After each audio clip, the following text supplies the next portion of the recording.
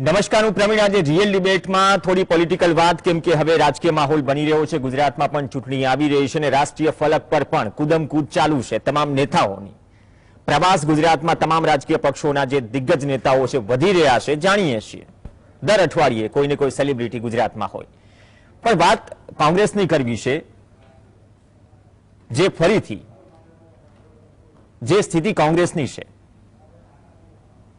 કન્યાકુમારીથી કાશ્મીર સુધી ભારત જોડો યાત્રા યોજી રહી છે રાહુલ ગાંધીની આગેવાનીમાં. શું આ યાત્રા કોંગ્રેસમાં પ્રાણ ફૂંકશે? શું આ યાત્રા કોંગ્રેસ માટે ગેમ ચેન્જર સાબિત થશે? એવા પક્ષની વાત કરી રહ્યા છીએ, જે પક્ષ સૌથી જૂનો રાજકીય પક્ષ, પણ છેલ્લા અમુક દિવસોમાં, છેલ્લા અમુક મહિનાઓમાં, ચાહે ગુલામ નબી આઝાદ હોય, હેમંત બિસ્વા શર્મા હોય, પૂર્વોત્તર તો ટચ નથી કર્યું આ યાત્રામાં, પરંતુ જે રાજ્યો ટચ કર્યા છે અથવા તો જે રાજ્યો બાકાત રખાયા છે, સવાલ એ થાય કે ઉત્તર પૂર્વીય પર ફોકસ નથી કરવું કોંગ્રેસને. દક્ષિણના રાજ્યોમાં શું વધારે મજબૂત થવું છે? રાહુલ ગાંધી અવારનવાર બહાર પ્રહાર પણ કરે છે. દ્વારકામાં જ્યારે ચિંતન શિબિર યોજાય ત્યારે દ્વારકા ડિક્લેરેશન પર બહાર પાડ્યું અને ત્યારે પણ કહેવાયું હતું, રઘુ શર્મા હોય કે રાહુલ ગાંધી હોય, કે જનતા વચ્ચે જવું પડશે. આમ પણ જ્યારે વિપક્ષની ચર્ચા થાય વર્તમાન પરિસ્થિતિમાં, ત્યારે સવાલ એ છે કે આટલા બધા મુદ્દાઓ છે તો વિપક્ષમાં ક્યાં કઈ કમી છે કે એ મુદ્દાઓ જનતાના ગળે નથી ઉતારી શકતા? આ યાત્રા, ભૂતકાળની ઘણી બધી યાત્રાઓ, ચંદ્રશેખરની પદયાત્રા પણ યાદ આવે, અખિલેશ યાદવની 2012ની સાયકલ યાત્રા પણ યાદ આવે. યાત્રાઓ ઘણી થઈ, નદીની જેમ યાત્રાઓનો પણ સંબંધ છે નેતાઓ અને રાજકીય પક્ષો સાથે. પણ કોંગ્રેસ જે ગડમથલ કરી રહી છે, ગુલામ નબી આઝાદ છોડીને ગયા, જમ્મુ કાશ્મીરમાંથી એક બહુ મોટા નેતા ગુમાવ્યા રાષ્ટ્ર ફલક પર કોંગ્રેસે, અને જે કહીને ગયા એ સ્થિતિ સૌની સામે છે. પૂર્વોત્તરમાં સૌથી જો મજબૂત હોય કોંગ્રેસ આસામમાં હતી, હેમંત બિસ્વા શર્મા ભાજપમાં આવી મુખ્યમંત્રી બની ગયા. તો ભારત જોડો યાત્રા તમામ મુદ્દાઓ વચ્ચે અને મરણશૈયા પર પડેલી કોંગ્રેસમાં શું જીવ ફૂંકશે, પ્રાણ ફૂંકશે? 2017-18માં તમામ વિપક્ષો એક મંચ પર આવ્યા, એ દ્રશ્ય આપને યાદ હશે. એક એક્સરસાઇઝ એ પણ ચાલી રહી છે. આમ આદમી પાર્ટીની પણ યાત્રા થઈ રહી છે. પણ રાહુલ ગાંધી માટે ભાજપ કહી રહ્યું છે કે રાહુલ ગાંધીને રીલોન્ચ કરવાની કોશિશ થઈ રહી છે, એટલે વાર પલટવાર ચાલુ છે, હજુ પણ યથાવત રહેશે. પણ યાત્રામાં જે ફોર્મેટ નક્કી કરાયું છે કે હોટલમાં નહીં રહે, કોઈ હોટલમાં જમવાનું નહીં ખાય, જ્યાં હશે કોઈ હોટલમાં સુવા નહીં જાય, ટેન્ટ ટાઈપ ટ્રક્સ તૈયાર કરી છે, તેમાં જ નેતાઓ રોકાશે અને પદયાત્રા કરશે. ટાઈમિંગ ને બધું જ છે અને જનતા વચ્ચે જશે. અને આમ પણ દરેક રાજકીય પક્ષે જનતા વચ્ચે જવાની જરૂર છે. અત્યારે પરિસ્થિતિ એ છે, એવું નહીં કે જ્યારે અસ્તિત્વનો સવાલ આવે ત્યારે જવું જોઈએ, જ્યાં સુધી લોકશાહીની વાત કરીએ. તો રાહુલ ગાંધીની ભારત જોડો યાત્રા ગેમ ચેન્જર સાબિત થશે કોંગ્રેસ કે રાહુલ ગાંધી માટે? Question mark. આ જ મુદ્દે ચર્ચા કરવા માટે આપણી સાથે 3 ખાસ મહેમાન જોડાશે. સ્ટુડિયોમાંથી આપણી સાથે ડોક્ટર હરિ દેસાઈ જોડાશે, वरिष्ठ पत्रकार और राजकीय विश्लेषक श्रवण भाई गर्ग जोड़ा से। गर्ग जी, आपका स्वागत है, काफी लंबे वक्त के बाद मिल रहे, बहुत ही स्वागत है आपका। यस, बहुत बहुत धन्यवाद आपका, बहुत बहुत धन्यवाद। ओके, और जयनारायण भाई व्यास पण आपणी साथे जोड़ाशे। व्यास साहेब, आपनुं पण स्वागत छे।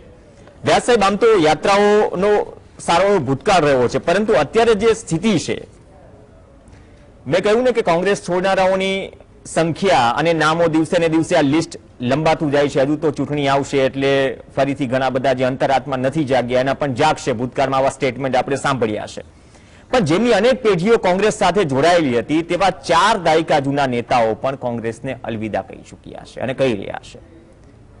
कांग्रेस छोड़ो आंदोलन वच्चे राहुल गांधी भारत जोड़ो यात्रा करी रह्या छे अने कन्याकुमारीथी काश्मीर सुधी 12 राज्यों छे, 2 केन्द्र शासित प्रदेश छे, जेमांथी आ यात्रा प्रसार थशे। लगभग 5 महीना 3500 किलोमीटरनुं अंतर कापशे। पण सवाल ए छे के कांग्रेस जे संकट अने जे स्थितिमांथी पसार थई रही छे, तो आ यात्रा शुं गेम चेन्जर साबित थशे कांग्रेस माटे? પ્રવીણભાઈ, અત્યારે તો હજુ 2 દિવસ થયા છે અને 2 દિવસમાં ક્રિસ્ટલ બોલ ગેઝિંગ કરવું એ કોઈ આવડત નરમ નથી। બીજું, આપે વાત કરી કે કોંગ્રેસ મરણ પથારીએ પડી છે, હકીકતોનું એને સમર્થન નથી। જે પાર્ટી પાસે આજે પણ 32% મત છે, આજે પણ એનો કમિટેડ વોટ શેર છે, તે મરણ પથારીએ પડી છે, એ મને લાગતું નથી. હજુ પણ ઘણા રાજ્યોમાં કોંગ્રેસની સત્તા છે અને આવનાર સમયમાં પણ કંઈકનું કંઈક બનતું રહેવાનું છે. એટલે આ આપણે તટસ્થ જો એનાલિસિસ કરવી હોય તો મને લાગે છે કે હકીકતો સાથે પનારો પાડવો પડે. અને હકીકતો એવું કે છે કે અમુક રાજ્યોમાં રિજિયોનલ પાર્ટીની અસર છે, જ્યારે જનરલ અસર જ્યાં છે ત્યાં કોંગ્રેસનો પણ વોટ શેર આજે 30 થી 32% વચ્ચે છે ગુજરાત સમેત. એટલે આપણે એમ કહી દઈએ કે આ 32% વોટ શેર વાળી પાર્ટી મરણ પથારીએ પડી છે, તો એ કઈ મગજમાં ઉતરતું નથી. મારે કોંગ્રેસનો પ્રચાર કરવાનું કોઈ કારણ નથી, કારણ કે અમારા વિશિષ્ટ મિત્રો એ તક શોધતા હશે, પણ મારી એનાલિસિસમાં હું ક્યારેય અપ્રમાણિક બન્યો નથી. અને અપ્રમાણિક બનીને તમે જે કહો તે કદાચ આજે ચાપલુસી તરીકે સાચું હોય, પણ આવતીકાલે એ સાચું નહીં હોય. So you should be careful about using the words. Gujarat સમાચાર ટેલિવિઝન જેવી પ્રતિષ્ઠિત સંસ્થાને આપ એન્કર છો અને આપ જ કન્ક્લુઝન ડ્રો કરી દો તો મને લાગે છે પેનલને જ વિખેરી નાખવી જોઈએ, ચર્ચાની કઈ જરૂર નથી. કોંગ્રેસ મરણ પથારીએ પડી. I think it's a wrong beginning of a good discussion. એક વાત છે, જ્યારે આ દેશમાં ચૂંટણીઓ આવી શરૂઆતમાં, ત્યાંથી માંડીને છેક 1970 અડધો દાયકો ઇમરજન્સી બાદના સમયને આપણે આમાં નથી ગણતા, તો આ દેશમાં એક સૂત્ર પ્રચલિત હતું, બે બળદની જોડી કોઈ ના શકે તોડી. And Congress was as invincible as any political party could be thinking today, perhaps more invincible. એમાંથી આ સ્થિતિએ કોંગ્રેસ આવી છે એ લોકશાહી પ્રક્રિયાનો એક ભાગ છે અને એ ઘટનાને આપણે સાક્ષી બનવું જોઈએ અને આપણી એનાલિસિસ એને ખ્યાલમાં રાખીને થવી જોઈએ. તો ગુજરાતીમાં તો પ્રવીણભાઈ એક કહેવત છે કે 100 પાછળ દોરો અને ના કરો વહુતોરો. આજે જે છે તે કાલે બદલાઈ પણ શકે, એનું નામ જ રાજનીતિ.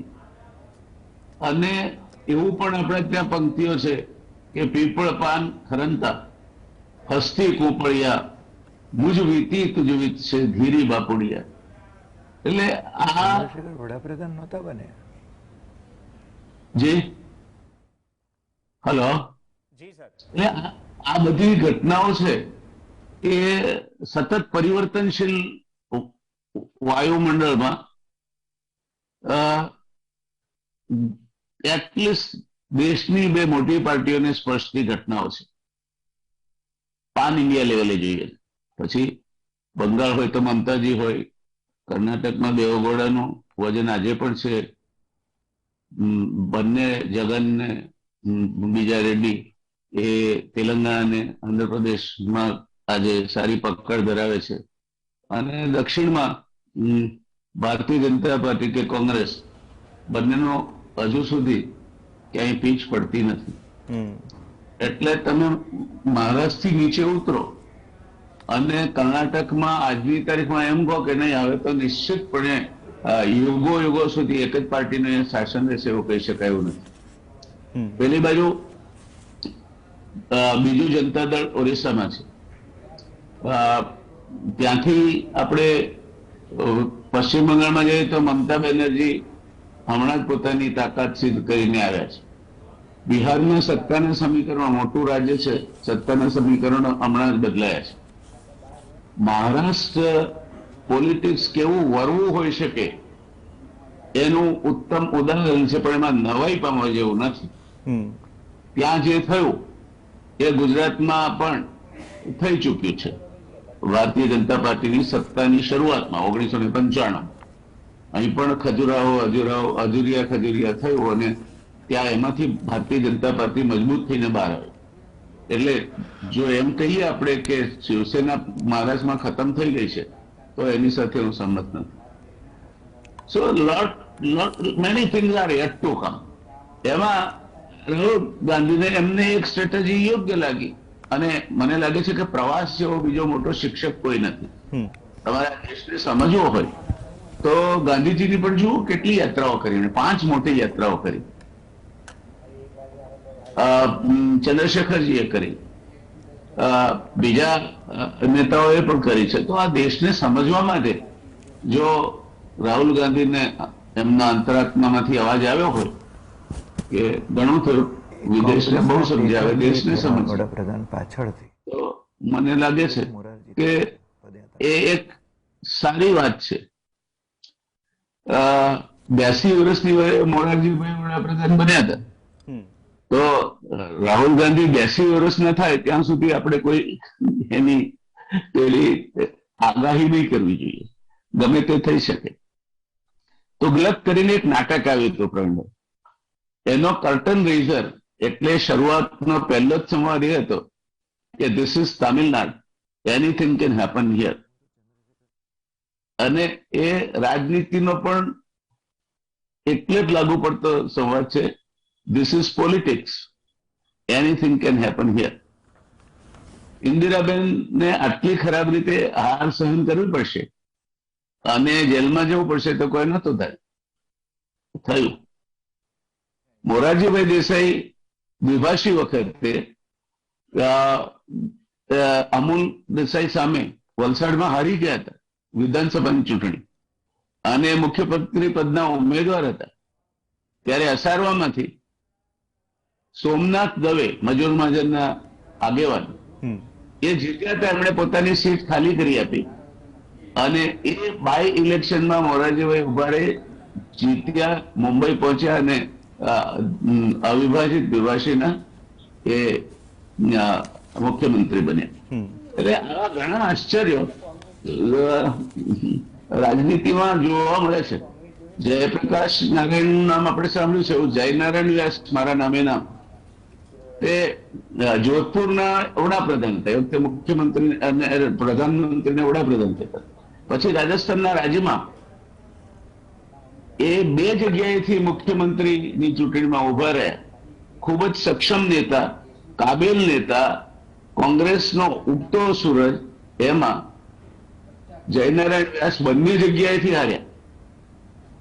એટલે હારવાનો કેવ મને એકલાને જ છે એવું નહીં માનવું. આ નામમાં જ કંઈક એવું છે કે હારે ક્યારેક ક્યારેક પાછા આવે.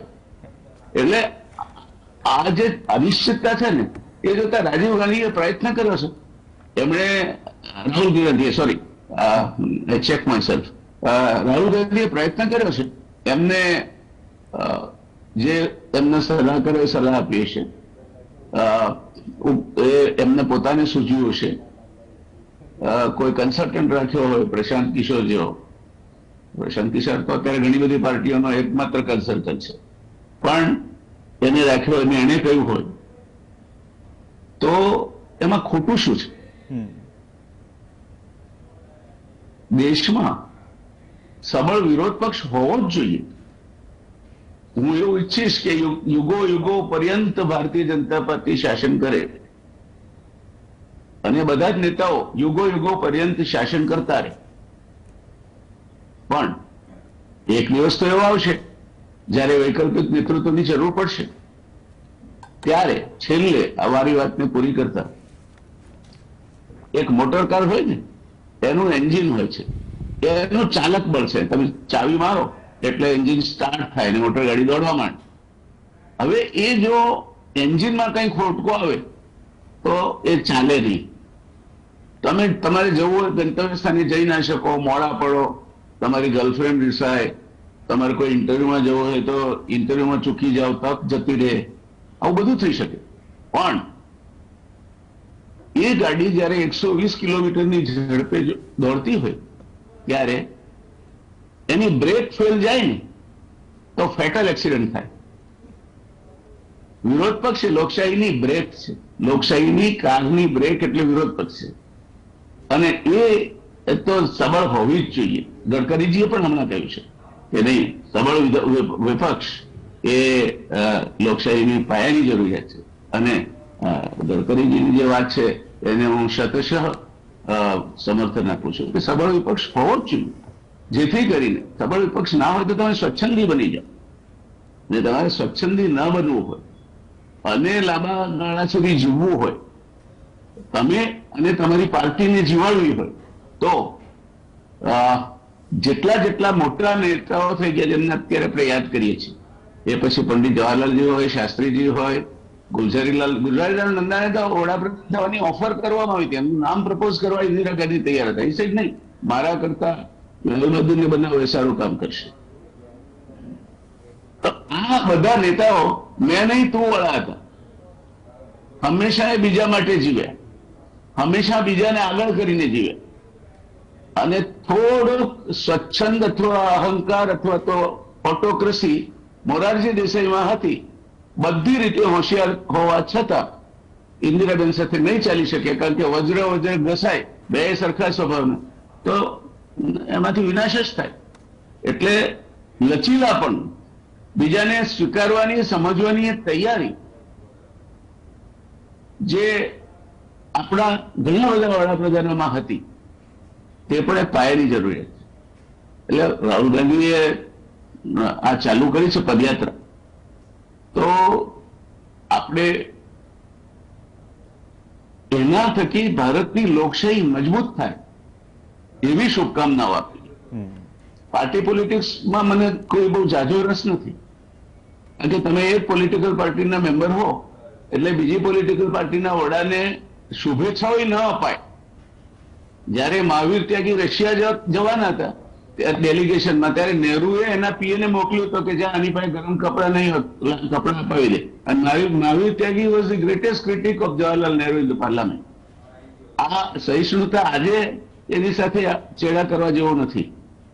એટલે આ પરિસ્થિતિ છે, એમાં રાહુલ ગાંધીએ પદયાત્રા કાઢી છે. તો આજે જયારે બીજો દિવસ છે, તો આપણે એને એવું ચોક્કસ કહીએ કે શુભસ્તુ તે પંથાના, તમારો પંથ કલ્યાણકારી બની રહે. તમે જે જ્ઞાનની શોધમાં નીકળ્યા છો, તે જ્ઞાન તમને ભારતીય જનજીવનનું, એના ધબકારનું પ્રાપ્ત થાય, અને લોકશાહીના હિતમાં તમે આવનાર સમયમાં તમે પણ ભારતીય તાકાત બની રહો, એવી અમારી સૌની શુભકામના છે. અમે તો છીએ જ સામે તમારી. એટલે આ વાત આપણે અત્યારે આટલું કહી શકીએ. ઓકે, ધન્યવાદ. એક બ્રેક માટે રોકાઈશું. ડોક્ટર હરિ દેસાઈ અને શ્રવણ ગર્ગજી પણ આપણી સાથે છે, પણ કોઈ કન્ક્લુઝન પર નથી આવવું. પણ જે સ્થિતિ છે, 77 બેઠક જીતી 2017માં, બાદમાં કેટલા ધારાસભ્યો ગયા, મંત્રી બન્યા, હજુ પણ સ્થિતિ એ છે કે એક સાંધે ત્યાં તેર તૂટે. દિગ્ગજ નેતાઓ જે જઈ રહ્યા છે, તો કોંગ્રેસ માટે આ પરિસ્થિતિમાં જે આ ભારત જોડો યાત્રા નીકળી રહી છે, એક તો મજબૂત વિપક્ષની વાત છે, બીજી વાત અંદર ખાને કોંગ્રેસને ફરીથી બેઠી કરવાનો મુદ્દો છે. આ યાત્રા, આના રૂટ પર પણ ફોકસ કરીશું કે કોંગ્રેસ આ યાત્રા થકી કયા મુદ્દા પર અને કયા રૂટ પર ફોકસ કરી રહી છે, જે સાંકેતિક રીતે રાજકીય ગણિત પણ મંડાય છે. પણ એ કેટલું સમૂહસૂત્ર ઉતરે છે આવનાર સમય કહેશે. પણ આ રૂટ પર પણ ચર્ચા કરવી જરૂરી છે. દક્ષિણ ભારત રાજ્યો પર શું ફોકસ થઈ રહ્યું છે, ઉત્તર પશ્ચિમ રાજ્યો પર એટલું નહીં જેટલું કે દક્ષિણ ભારત પર. બ્રેક બાદ ડોક્ટર હરિ દેસાઈ અને શ્રવણ ગર્ગ સાથે એક શું ભારત જોડો યાત્રા રાહુલ ગાંધીની, જે કોંગ્રેસ જે પરિસ્થિતિમાંથી પસાર થઈ રહી છે, એ ફરીથી કોંગ્રેસને બેઠી કરી શકશે, અથવા તો જે રૂટ છે તેના પર પણ ચર્ચા કરવી જરૂરી છે. બ્રેક પહેલા વ્યાસ સાહેબ સાથે ચર્ચા થઈ. ડોક્ટર હરિ દેસાઈ અને શ્રવણ ગર્ગજી આપણી સાથે છે. દેસાઈ સાહેબ, જે રૂટ છે કન્યાકુમારીથી કાશ્મીર સુધીનો, એવું લાગે છે કે પાર્ટીનું ધ્યાન ઉત્તર પશ્ચિમ કરતા વધારે દક્ષિણ ભારત પર વધારે ફોકસ કરવાનું, જે ઇન્ટેન્શન સાથે, અને જે પણ સ્ટેટમેન્ટ આવી રહ્યા છે, કેરળ, તમિલનાડુ, કર્ણાટક, તેલંગાણા, આ તમામ રાજ્યો આ યાત્રામાં સામેલ છે, અને ખૂબ મોટા પ્રમાણમાં આ યાત્રામાં રૂટ્સ કવર કરવામાં આવ્યા છે. શું કોંગ્રેસનું માનવું છે કે ઉત્તર ભારતમાં તે અસ્તિત્વનો જંગ લડી રહી છે અને ચૂંટણી મુકાબલામાં આવવા માટે તેને ખાસી મહેનત કરવી પડશે, જે પરિસ્થિતિ છે અત્યારે, અને આ સ્થિતિમાં દક્ષિણ ભારતમાં મહેનત કરવાથી તે સારી સ્થિતિમાં આવી શકે? શું આ એક પરસેપ્શન હોઈ શકે આ રૂટ પાછળ? કેમ કે પાર્ટી લોકસભામાં 53 સીટ સુધી સંકોચાઈ ગઈ, તેમાંથી 15 તો કેરળની છે. એટલે પ્રવીણ, આમાં બહુ સ્પષ્ટ વાત એ છે કે કોંગ્રેસની સ્થિતિ સાઉથમાં સારી છે અત્યારે. ઉત્તર ભારતમાં પણ અને ઈશાન ભારતમાં પણ અથવા તો ધારો કે ગુજરાતમાં પણ એને પોતાની સ્થિતિ સુધારવી જોઈએ, એ બાબત માટે એ લોકો મથામણ કરી જ રહ્યા હશે. ભારતીય જનતા પાર્ટી 2 જ બેઠકો હતી લોકસભાની અંદર, એ આપણે ભૂલી જઈએ છીએ અને આપણે અત્યારે 303 બેઠકોની વાત કરીએ છીએ અને એમનો દાવો છે કે 350 અમે જીતવાના છીએ. એટલે આ જે મને લાગે જયનારાયણભાઈએ બહુ સરસ આખી ભૂમિકા મૂકી છે, એટલે હું એનું પુનરાવર્તન નથી કરતો, પણ જે સૌહાર્દપૂર્ણ વાતાવરણ હોવું જોઈએ રાજકીય પક્ષો વચ્ચે એ આજે છે નહીં. તમે જેને ડરાવી ધમકાવીને જે લોકો ધારો કે વિપક્ષના ફાઇનાન્શિયર્સ છે એવા ઉદ્યોગગૃહો ઉપર દરોડા પાડીને આ જે ખેલ કરી રહ્યા છો, એને કારણે જે કયા પ્રકારનું રાજકારણ ચાલી રહ્યું છે, આ એક. બીજી વાત, ગુજરાત એમાં નથી, ગુજરાત એમાં નથી, ગુજરાતમાં રસ નથી, આ તો મૂર્ખાઓ જ કહી શકે. કારણ કે એકાત્મતા યાત્રા જ્યારે નીકળી ડોક્ટર મુરલી મનોહર જોશીની, અને આપણા મિત્ર નરેન્દ્ર મોદી એ એના સારથી હતા, ત્યારે છે ને એ કયા રૂટ ઉપરથી નીકળી હતી એનો જરા અભ્યાસ કરો ને. ત્યારે કેમ આવા પ્રશ્નો નહોતા ઉભા થયા? પ્રશ્ન એ છે કે બીજાની વાતો કરવી છે પણ પોતાની વાત. અને બીજું, કોંગ્રેસ વાળા પણ છે ને પોતે ઇતિહાસ ભૂલી જાય છે. મુશ્કેલી આ છે. હું તો ચંદ્રશેખરની પદયાત્રામાં પણ એમની સાથે ઘણો સમય ચાલ્યો છું, વીપી સિંહની પદયાત્રામાં એમની સાથે ઘણો સમય ચાલ્યો છું, એટલે રિપોર્ટિંગ માટે. એટલે મને ખ્યાલ છે કે ભારત જોડો યાત્રા ધારો કે ભાઈ રાહુલ કરી રહ્યો છે, તો એ છે ને એની પાર્ટીને રિવાઇવ કરવા માટે કરી રહ્યો છે, અને સ્વાભાવિક છે. જે લોકોએ જવું છે એ લોકો તો જવાના છે. અને એ કયા લોકો જઈ રહ્યા છે?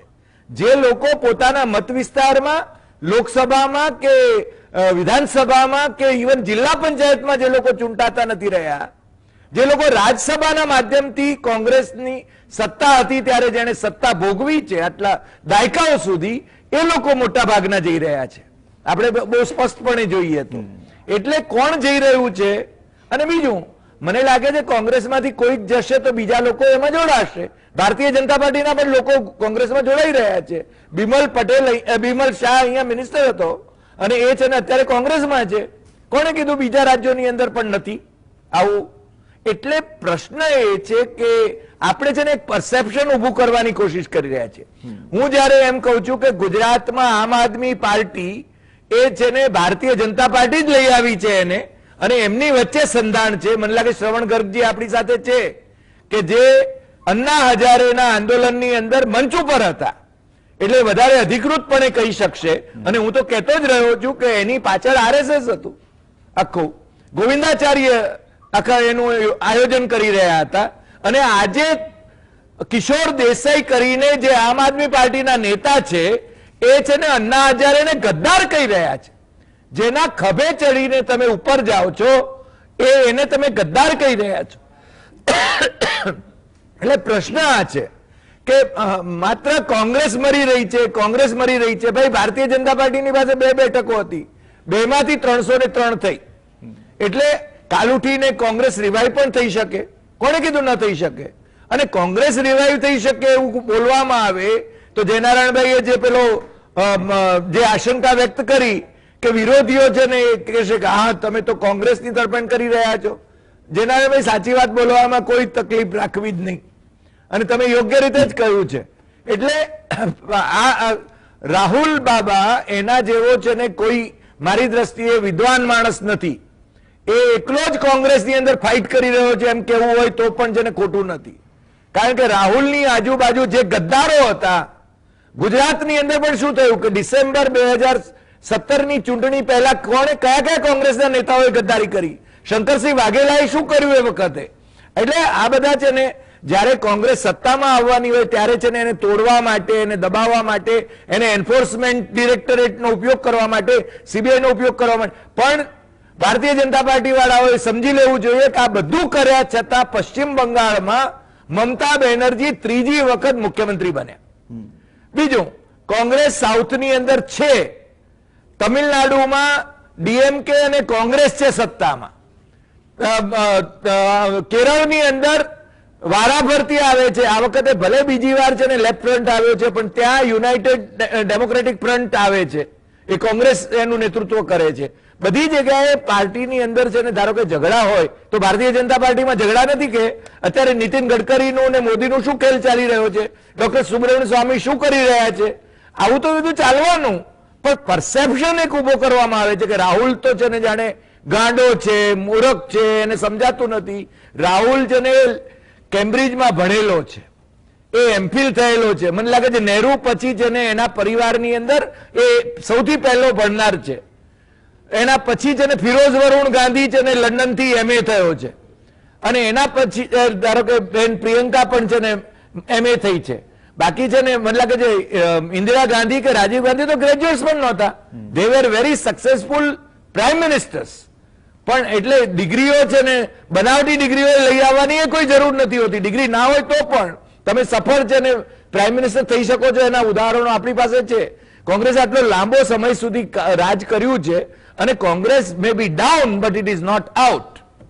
ओके, डाउन से पण रेस में आउट नहीं. पर गर्ग जी, एक जो परसेप्शन बिल्डिंग की बात की कि अभी मतलब परसेप्शन गुजरात में देखिए कि मतलब आप और बीजेपी के बीच टक्कर है, लेकिन इन सब के बीच में भले ही कांग्रेस की 2 राज्यों में कांग्रेस के दम पर सत्ता हो, लेकिन बीजेपी के अलावा एक ही कांग्रेस पार्टी है जिसकी नेशनल आइडेंटिटी है.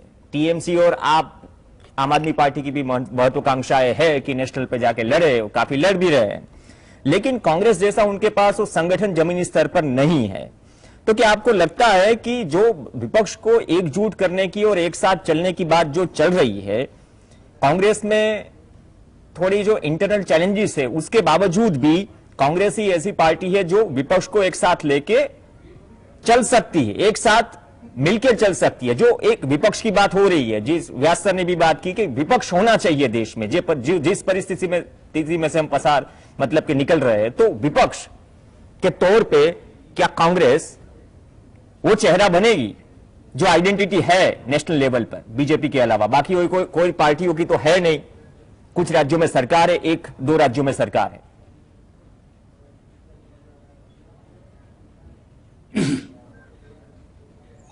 हेलो, आप मुझसे कुछ पूछ रहे हैं? Yes sir. देखिए, इस यात्रा को 2 तरीके से मत देखिए. एक तो विपक्ष की एकता के लिहाज से मदद मिलेगी या कांग्रेस का रीलॉन्चिंग हो जाएगी, ऐसे मत देखिए. आप ऐसे देखिए कि लोगों के बीच में जो सरकार को लेकर डर है वो खत्म हो जाएगा, वो कम हो जाएगा. और छोटे छोटे विपक्षी दल जो आज डरे हुए हैं, आपस में बात करने से डर रहे हैं, वो उनका मन का डर खत्म हो जाएगा. नरेंद्र भाई की ताकत ही ये है कि उनके कारण लोग डरते हैं और राजनीतिक पार्टियां डरती हैं और उनकी खुद की पार्टी भी डरती है.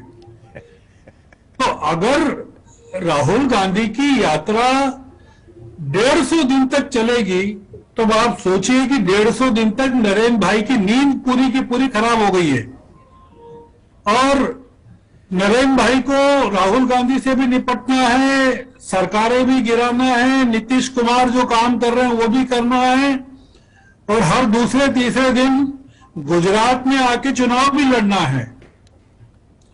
क्योंकि पिछले 3 चुनाव जो हैं, 2 चुनाव 3 चुनाव, वो तो मोदी जी ने ही लड़ाए ना यहाँ पर. तो अब अगला चुनाव यहाँ पे भूपेंद्र पटेल की तो हिम्मत नहीं है कि वो चुनाव लड़ सके.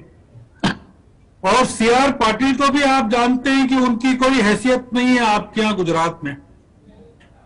तो चुनाव कौन लड़ेगा गुजरात में? बीजेपी का. बीजेपी का चुनाव या तो अमित भाई लड़ेंगे या नरेंद्र भाई लड़ेंगे. ये जो यात्रा है इसको आप ऐसे देखिए कि देश भर में एक नए किस्म का पॉलिटिकल जिसको कहते हैं ना हिंदी में पुनर्जागरण, रेनेसां जो कहते हैं, नवजागृति, वो हो रहा है. 8 साल में जो चीज नहीं हुई कभी, कि लोगों को उम्मीद नहीं थी कि राहुल गांधी पैदल चल सकते. राहुल गांधी को तो इन्होंने पप्पू बना दिया था.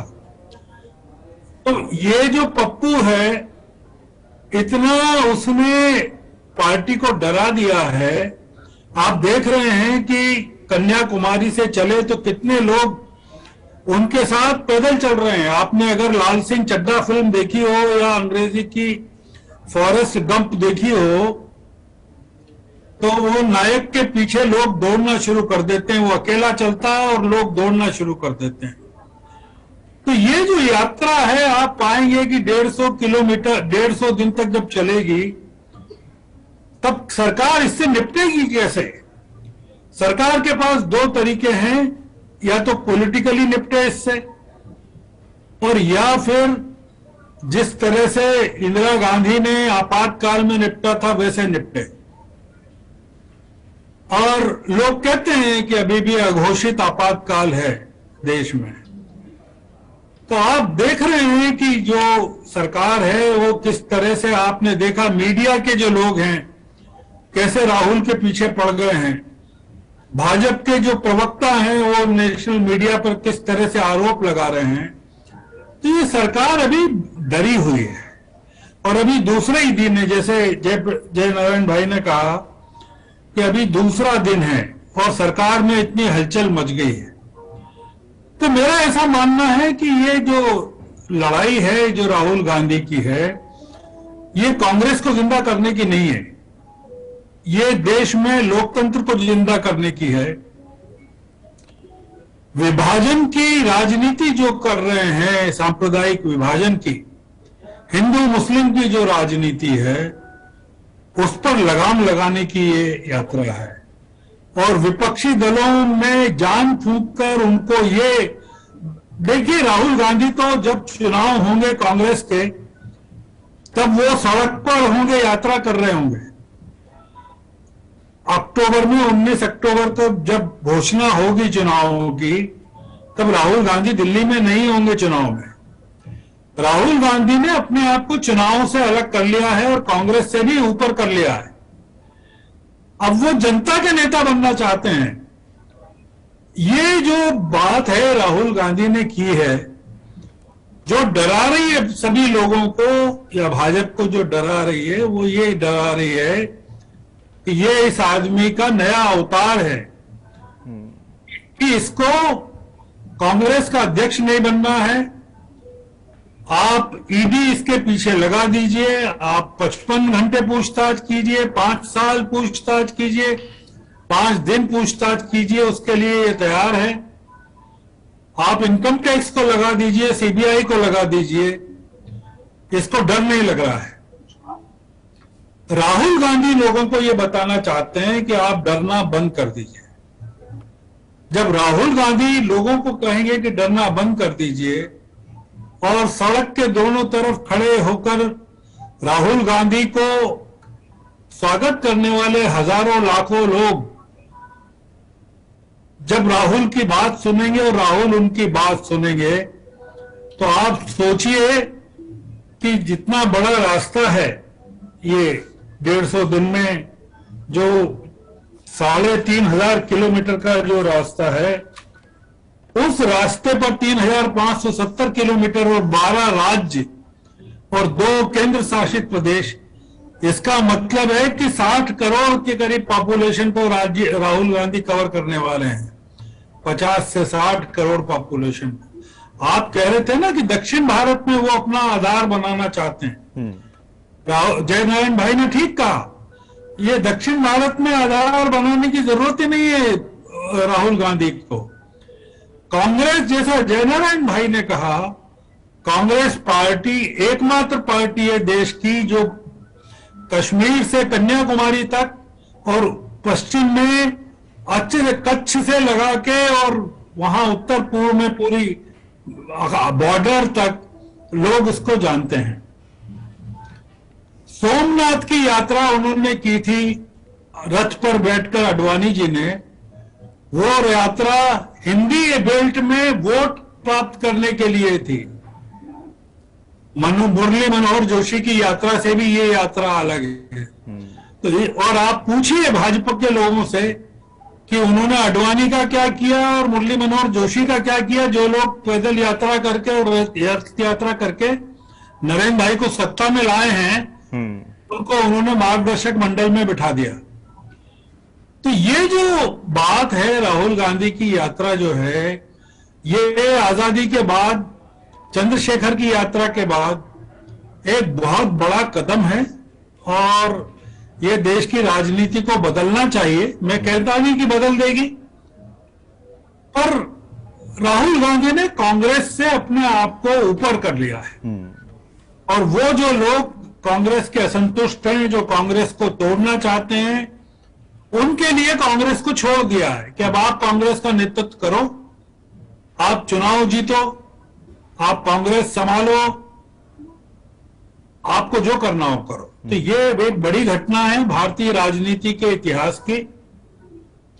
और राहुल गांधी ने नीतीश को भी सहयोग किया है कि आप करो, मैं आपके साथ हूं। नीतीश कुमार को सारे दल मिल रहे हैं और सारे की सारी देश में क्रांति हो रही है। ममता बनर्जी ने अभी कहा कलकत्ता में कि वो नीतीश और सोरेन मिलकर विपक्ष को मदद करेंगे। अभी नीतीश कुमार शरद पवार से मिले बंबई में। तो आप सोचिए कि देश में चल क्या रहा है। इस देश में स्टालिन ने राहुल गांधी का स्वागत किया। तो राहुल गांधी जहां जहां से निकलेंगे, हमको केवल यह देखना है कि जब वो भाजपा शासित प्रदेशों से गुजरते हैं तो उनके साथ कुछ अन्याय नहीं होना चाहिए, यात्रा के साथ कुछ अन्याय नहीं होना चाहिए। भाजपा को थोड़ा सा टॉलरेंस दिखाना चाहिए। इसमें सिविल सोसाइटी के भी लोग हैं, इंटेलेक्चुअल्स भी हैं, सभी तरह के लोग हैं।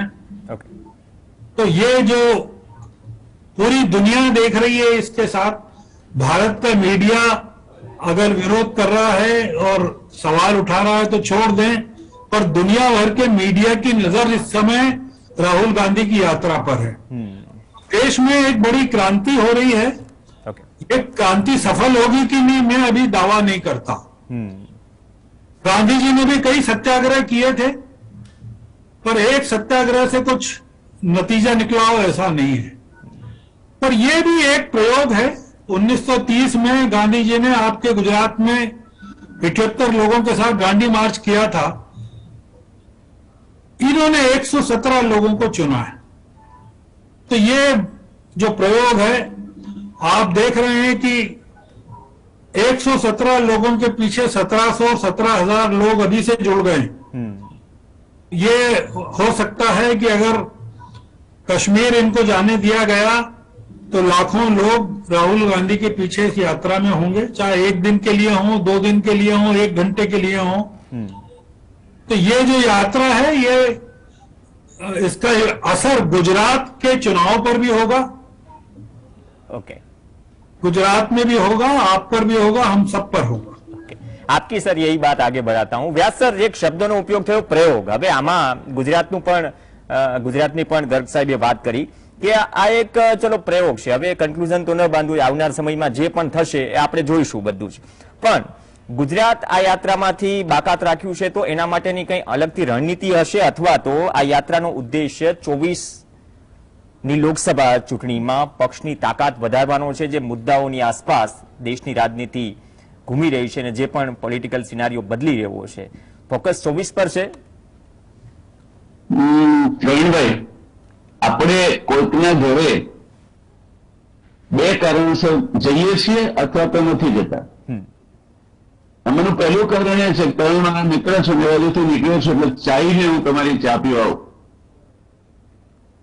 અથવા મને તમારા પર વિશ્વાસ છે કે તમે તો લગ્નમાં આવશો જ, હું કંકોત્રી કુરિયરથી મોકલીશ તો પણ, એટલે હું તમારા ઘરે નથી આવતો, એટલે હું તમને અવોઇડ કરું છું। એટલું બધું આપણે એનું અર્થઘટન સંકુચિત ન કરીએ। બીજું કે ત્યારે ના આવો તમે કે જ્યારે તમને લાગતું હોય કે અહીંયા પાર્ટીનું જે મિકેનિઝમ છે એ હજુ હમણાં જ કામે લાગ્યું છે।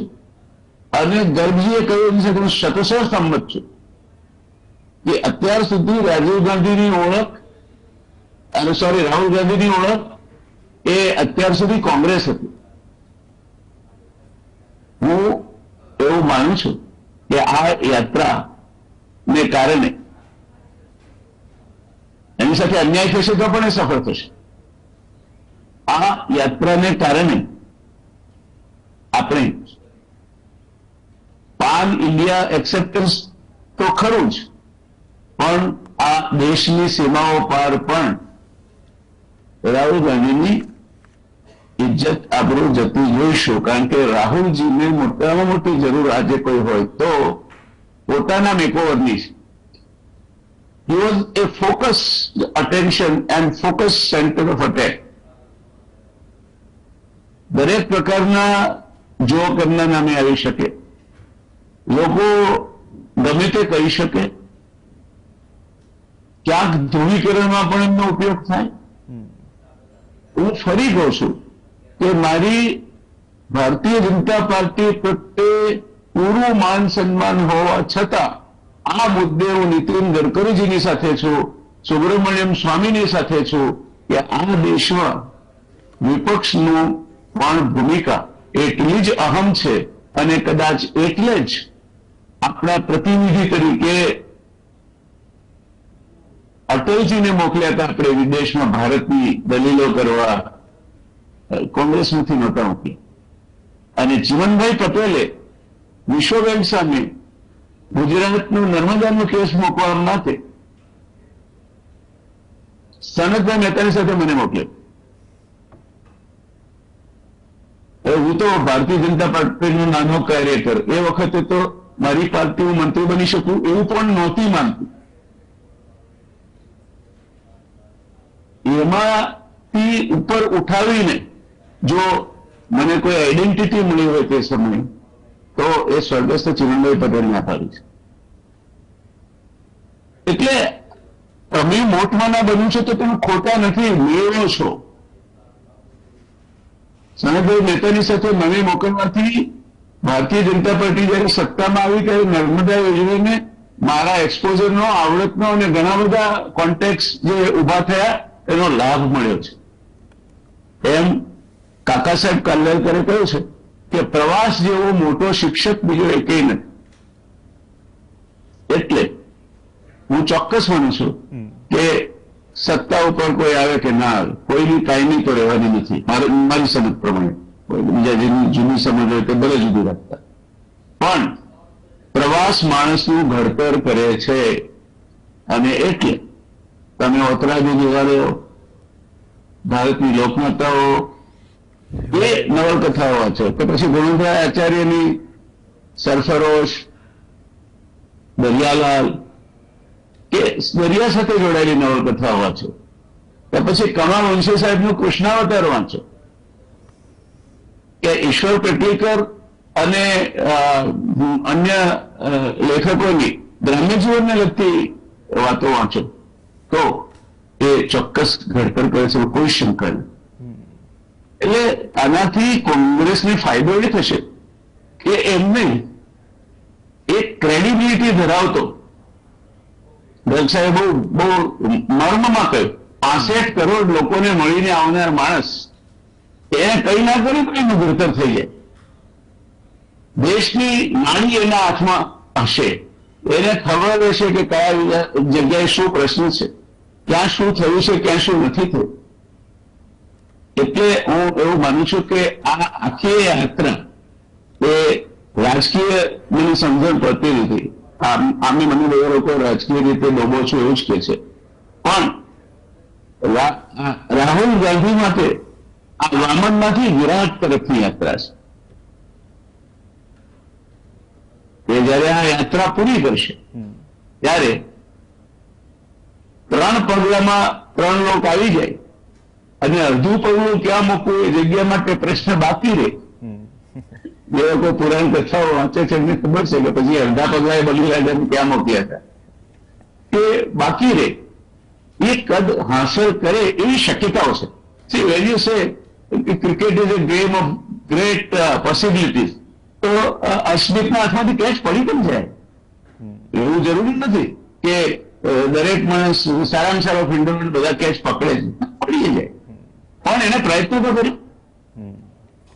The history will not blame him as a person who with all the might, a very, very old party and still about 30% of the support from the voters was so useless that he sat on the boundary and was trying to analyze the game. I think he has taken firmly the command in hand. Congress પ્રમુખ જે થવું હોય તે થાય, ન થાય. એક રાષ્ટ્ર પુરુષ જન્મવા તરફ રાહુલ ગાંધી આગળ વધી રહ્યા છે. અને આપણને સૌને ભારતીય તરીકે ગૌરવ હોવું જોઈએ, કોઈ પણ પાર્ટીમાંથી હોય, એ એક સારો માણસ આપણને દેશ તરીકે મળશે, કામમાં આવશે કોઈ દિવસ. એટલે આ બધી બાબતો જોઈએ તો હું તો માનું છું કે નથી આ દક્ષિણમાં વોટ, જો દક્ષિણમાં વોટ મળે એવો પ્રયત્ન કરવો ને, એટલે પ્રભુ અમારા ઉત્તર ગુજરાતની ભાષામાં એવું કહેવાય કે ઢૂંઢામાંથી તેલ કાઢવાની વાત છે.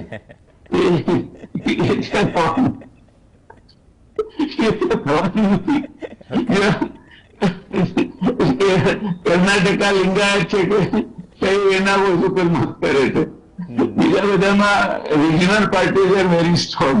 ત્યાં કઈ ટૂંકી જાતિ છે તે એમને મત મળવાના છે. It's not that, and I don't think that the strategy planners of Rahul Gandhi don't understand that, or they are so naive that they don't understand that. No, it's not that. એ જઈ રહ્યો છે આખા દેશને ઊંધીને, અને એમાં હિન્દી ભાષી પ્રદેશો આવશે, નાના મોટા બીજા પ્રદેશો આવશે. ગુજરાત ઉપર એટલું બધું ફોકસ છે કે કોઈ ગુજરાતમાં પ્રવાસ કર્યા વગર પણ ગુજરાત વિશે બધું જ જાણ. આપણે વી આર ટુ વેરી વેલ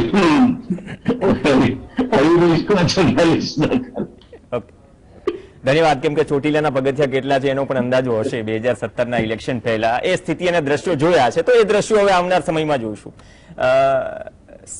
સમયની થોડી મર્યાદા છે, પણ બે ક્વિક ક્વેશ્ચન. એક તો ડોક્ટર હરિ દેસાઈ, આ જ સવાલ પર, આ યાત્રા એક નેતા તરીકે તેમની સ્વીકૃતિ અને જે સમસ્યાઓ છે એ સમસ્યાઓમાં જનતા વચ્ચે જઈને જે જનતાનો મૂળ છે, દેશનો જે મૂળ છે, તે નક્કી કરવાનો અને કસોટી પણ માનો છો? કન્ક્લુઝન પર નથી આવ્યું, પણ જે પરિસ્થિતિમાં યોજાઈ નહીં. તમને ખ્યાલ હશે કે ગોખલેજીએ મહાત્મા ગાંધીને કહ્યું હતું કે 1 વર્ષ સુધી તમે છે ને આખા દેશનો પ્રવાસ કરો, બોલશો નહીં. દેશને સમજવો જોઈએ. મને લાગે છે કે એ સમજવાની કોશિશ તો કરે છે, બધાનો સંપર્ક તો કરવાની કોશિશ કરે છે. આપણે ત્યાં જઈને પેલું લીટરનું આવ્યું, એના તરત જ એને ભૂલ સુધારી લીધી, પણ એ નહીં ચલાવ્યું, પણ પેલું છે ને જે ભૂલ કરી એના ઉપર જ ફોકસ રહ્યું. કારણ કે આ છે ને આપણે ત્યાં અધકચરું આખું ચાલી રહ્યું છે, અને આ જાણી જોઈને કરવામાં આવી રહ્યું આઈટી સેલ એના માટે. પપ્પુ એને જાહેર કરવાનું કામ છે ને મને લાગે છે ભારતીય જનતા પાર્ટી વાળાઓએ નથી કર્યું. એ કામ અહેમદ પટેલે કરાવ્યું છે, એની જ પાર્ટી વાળાએ. એટલા માટે કે એ છે ને જેને જેને ત્યાં સુધારો કરવાની કોશિશમાં હતો ભાઈ, ત્યાં આગળ છે ને એને એ રીતે એ લોકો છે ને એને સાઈડ ટ્રેક કરવા માંગતા હતા. હવે અહેમદભાઈ તો રહ્યા નથી, પણ અહેમદભાઈના કોની સાથે ગઠબંધનો હતા એ આપણે બધા જાણીએ છીએ, અને શંકરસિંહ વાઘેલા તો ખુલ્લેઆમ કહે છે. એટલે પ્રશ્ન આ છે. બીજું, સવાલો એ સમજવાની કોશિશ કરશે, પ્રશ્નો સમજવાની કોશિશ કરશે. અને બીજું, રાહુલમાં એટલું તો ચોક્કસ છે, મને લાગે છે આ પેનલ ઉપરના આપણે બધા જ એ બાબતમાં સંમત થઈએ છીએ કે એનામાં સહજતા છે. સહજતા છે, એ લોકોને જઈને મળે છે. એને છે ને એને કોઈ ધારો કે સિક્યોરિટી બ્રેક કરીને પણ મળે છે, લોકો વચ્ચે જઈને જમે પણ છે. એટલે એ જરૂરી છે. મને લાગે છે નેતા વચ્ચે, નેતા અને પ્રજા વચ્ચે સિક્યોરિટી છે ને એ અંતર ઉભું કરે છે. એ અંતર એ મને તો નથી દેખાતું અત્યારે, કારણ કે ત્યાં એની યાત્રા શરૂ થઈ ત્યારે એ આપણે વિઝ્યુઅલ જોતા હતા. એટલે હું માનું છું કે એ દેશને સમજવાની કોશિશ કરે છે. અને બીજું, નહેરુએ આપણને છે ને ભારત વિશેની જે વાસ્તવિકતા છે એને સમજાવેલી છે એમના ગ્રંથોની અંદર. અને નહેરુ જેટલો વર્સેટાઇલ રાઇટર અથવા તો દુનિયાનો અભ્યાસી એ છે ને આજ સુધી કોઈ પ્રાઇમ મિનિસ્ટર થયો નથી આપણે ત્યાં. એટલે એ બાબતમાં છે ને નહેરુને ગમે તેટલા લોકો ભાંડવાની કોશિશ કરે પણ એ છે ને ભાંડી શકે એમ નથી, નહેરુનું નામ ભૂસી શકે એમ નથી. એટલે એ જ રીતે રાहुल પણ એની પાસેથી શીખે છે. ओके गर्ग जी, थोड़ी सी समय की मर्यादा है, लेकिन एक महत्वपूर्ण सवाल आपके लिए. जितने भी दिग्गज नेता, गुलाम नबी आजाद देख लीजिए, जो भी कांग्रेस छोड़ के जा रहे हैं, मतलब जो स्टेटमेंट कर रहे हैं, तो आने वाले वक्त में जो मतलब दायकाओं पुरानी मतलब सदियों पुरानी पार्टी के साथ जुड़े हैं, पीढ़ियों से वो जा रहे हैं, तो उसके बाद का फॉलोअप या फिर नए सिरे से कुछ सोच रही है कांग्रेस हाईकमान आने वाले वक्त में, तो ये मुद्दे पे आप क्या कहेंगे?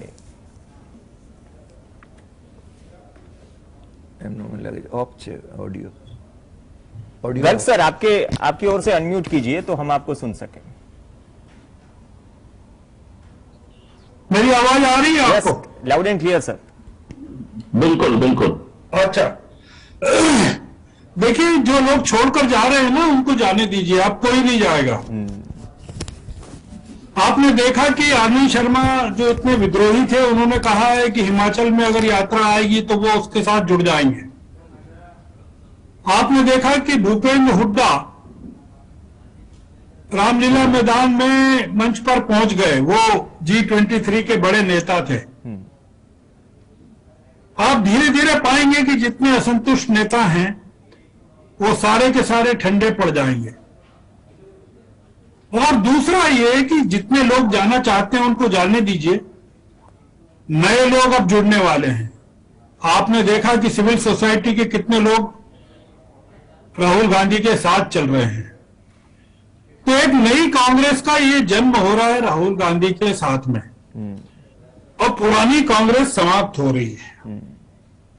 दूसरा ये कि मैं इसको जैसा बार बार कह रहे हैं कि रिवाइवल ऑफ कांग्रेस नहीं मानता हूं, मैं रिवाइवल ऑफ डेमोक्रेसी मानता हूं। ये देश में पिछले 8 सालों में जो डेमोक्रेसी का हाल हो गया, राहुल गांधी उसको लोकतंत्र को रिवाइव करने का काम कर रहे हैं।